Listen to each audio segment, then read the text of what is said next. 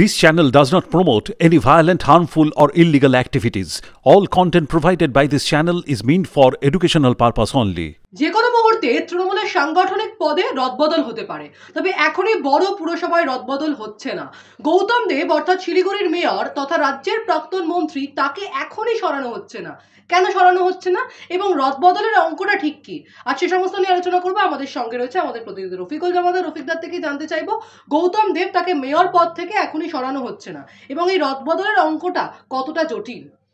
দেখো, একটা বিষয় 21শে জুলাইয়ের মঞ্চে প্রত্যেকবার শাসক দলের যারা সিনিয়র লিডার এবং মন্ত্রীরা রয়েছেন তাদের জন্য একটা প্রায় আসন পাকা থাকে। এবারে 21শে জুলাই দেখা গেল গৌতম দেব তিনি মঞ্চে উঠতে পারছেন না, অর্থাৎ মঞ্চে বসার জন্য তার জায়গা ছিল না।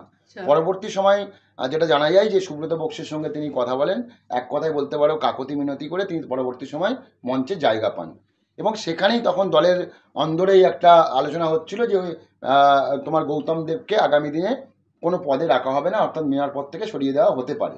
এরপরেই ওই দিনই তুমি জানো, তুমিও সেখানে উপস্থিত ছিলে, 21শে জুলাইয়ের মঞ্চ থেকে অভিষেক বন্দ্যোপাধ্যায় পরিষ্কার করে দিয়েছিলেন যে 2024 সালের যে নির্বাচন এবং সেই নির্বাচনে যে সমস্ত এলাকায়, বিশেষ করে তোমার পুরসভা এবং এই পুর নিগম এলাকায় শাসক দলের খারাপ ফল হয়েছে, সেই সমস্ত জায়গায় যারা দায়িত্বে রয়েছেন তাদেরকে সরিয়ে দেওয়া হবে। এবং তিনি এই ইঙ্গিত দেওয়ার সঙ্গে সঙ্গে বলেছিলেন যে আগামী 3 মাসের মধ্যে এই ফল আপনারা দেখতে পারবেন। আপনারা বলতে যারা কর্মীরা এসেছিলেন তাদেরকে আশ্বস্ত করেছিলেন অভিষেক বন্দ্যোপাধ্যায়। সেই মোতাবেক তিনি এই কাজ শুরু করেন এবং কিছুদিন আগে অভিষেক বন্দ্যোপাধ্যায় নিজে জানিয়েছেন যে তুমি জানো যে বিদেশ গিয়েছিলেন অভিষেক বন্দ্যোপাধ্যায় চোখের ট্রিটমেন্টের জন্য এবং পরবর্তী সময় দেখা যায় তার একটা অপারেশনও হয়েছিল। কিন্তু কদিন আগে অভিষেক বন্দ্যোপাধ্যায় জানিয়েছেন যে এই বিদেশ যাওয়ার আগে তিনি মমতা বন্দ্যোপাধ্যায়ের কাছে খসড়া তালিকা দিয়ে গিয়েছিলেন, একেবারে কি পরিবর্তন ঘটতে পারে, কোথায় কোথায় পরিবর্তনের দরকার রয়েছে, রদবদলের দরকার রয়েছে। এবার যেহেতু আরজি কর তোমার এই উপনির্বাচনের জন্য কিছুটা ডিলে হলো, কিন্তু খুব তাড়াতাড়ি তুমি যেমনটা বললে খুব তাড়াতাড়ি যে কোনো মুহূর্তেই রদবদল ঘটবে।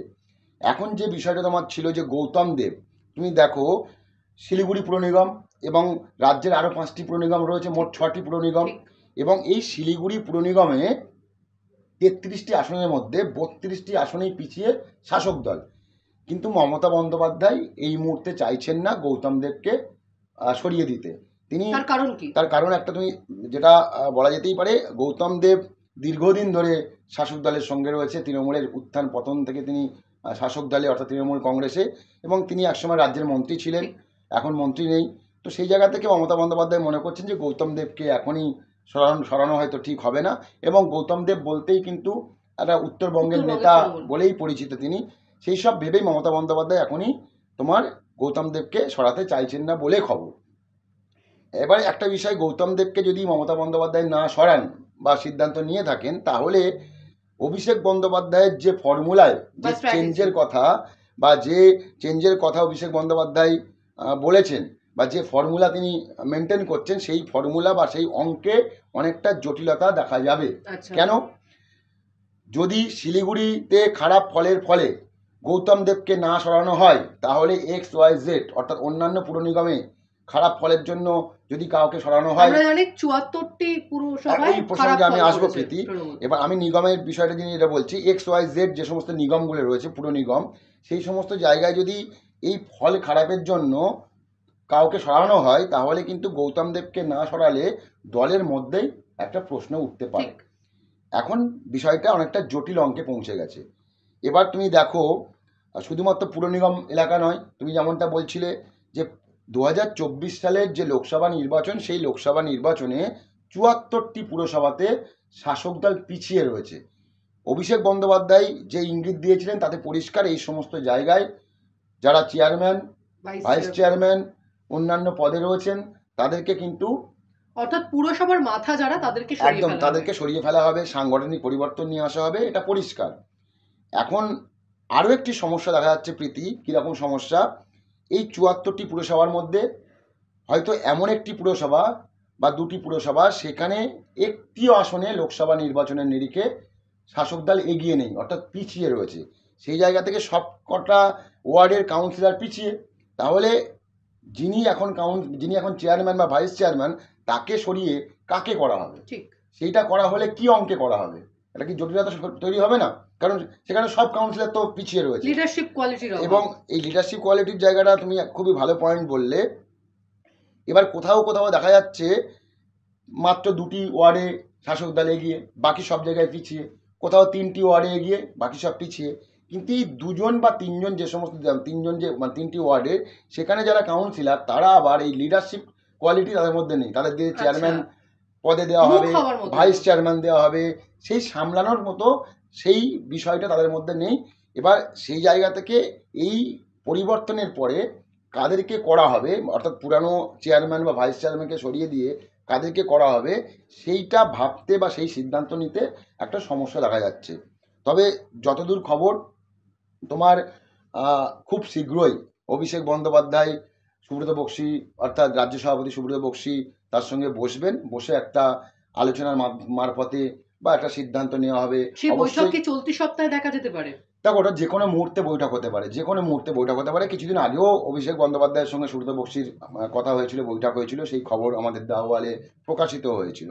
তো যে কোনো মুহূর্তে কিন্তু তোমার এই বৈঠক হতে পারে এবং এই বৈঠক হওয়ার পরে সব যদি ঠিক থাকে তাহলে এ সপ্তাহে বা আগামী সপ্তাহের মধ্যে মোটামুটি একটা সার্বিক যে রদবদল, সেই রদবদলের পুরো সিনারিওটা আমাদের সামনে আসবে, পরিষ্কার হবে এবং তার জন্য তো আমাদের অপেক্ষা করতে হবে। তবে হ্যাঁ, এটুকু ঠিক যেটা দিয়ে আমরা শুরু করেছিলাম, এই মুহূর্তে যেমন শিলিগুড়ির মেয়র অর্থাৎ গৌতম দেবকে সরানো হবে না বলে মমতা বন্দ্যোপাধ্যায় একটা সিদ্ধান্ত নিয়েছেন, তেমনি যে সমস্ত বড় পুরসভা রয়েছে সেখানে আমি এখানেই তোমাকে জানতে চাইবো, যে তোমার থেকে জানতে চাইবো হাওড়া এবং বিধাননগরের ক্ষেত্রে কি দেখা যেতে পারে। দেখো, একটা বিষয় দেখো, যে 2024 সালের যে নির্বাচন, সেই নির্বাচনের নিরিখে হাওড়ায় তো সেই অর্থে মেয়র নেই এখন। ঠিক, দেখো 6টি হচ্ছে পুর নিগম, তার মধ্যে শিলিগুড়ি, চন্দননগর, বিধাননগর, কলকাতা, আসানসোল, দুর্গাপুর, এদিকে হচ্ছে হাওড়া। এই 6টি পুর নিগম, এই 6টি পুর নিগমের মধ্যে 4টি পুর নিগমে কিন্তু পিছিয়ে রয়েছে শাসক দল 2024 সালের নির্বাচনের নিরিখে। কিন্তু হাওড়া পুরসভাতে সেখানে চেয়ারম্যান নেই, পুর প্রশাসক রয়েছেন, একদমই ঠিক। সেখানে কিন্তু এই 2024 সালের যে নির্বাচন সেখানে ভালো ফল করেছে। তো সেখানে তো কাউকে সরানোর মতো এই উপায় নেই, কারণ চেয়ারম্যান নেই।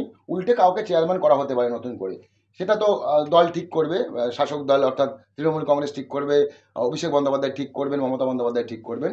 তেমনি বিধাননগরে 2024 সালের যে নির্বাচন, সেই নির্বাচনে বিধাননগর যে বিধানসভা সেখানে শাসক দল পিছিয়ে 2024 সালের নিরিখে, কিন্তু পুর নিগমে সেই এলাকায় ভালো ফল করেছে। সেক্ষেত্রে অনেকেই মনে করেছে তাহলে হয়তো বিধাননগরে পরিবর্তন ঘটবে না, যদি এই ফর্মুলা অনুযায়ী হয়।